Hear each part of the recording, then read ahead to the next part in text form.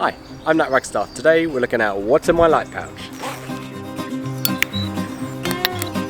So to start off, of course, I've got one of our glow-in-the-dark patches on the front. That's so you can see it easily. I'm using the Garage Built Gear Mighty pouch again. This is such a versatile pouch. Inside,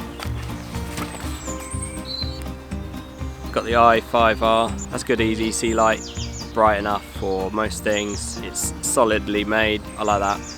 I've also got a Victorinox Tinker, this time in white. I think you can get away with putting a multi-tool in any pouch you have.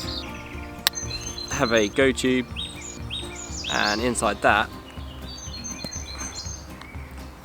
I've got the charger for the battery in the i5R, a spare rechargeable CR123 battery. That fits perfectly in there.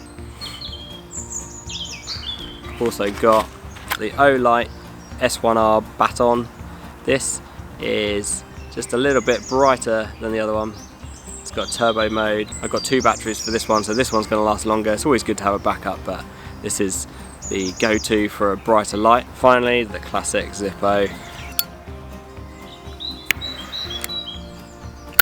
This is not so great for a light because I've got the butane version, but that is far better for lighting stuff. Like, I also have a bottle top, which inside I have made a wick with some wax so I can make a little candle. That will last roughly about half an hour.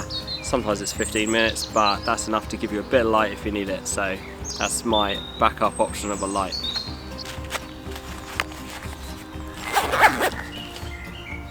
Thank you for joining me today. Hope you enjoyed this video. Do check out some of my other pouch videos, and I will see you in the next one. We're looking at what's in my light pouch.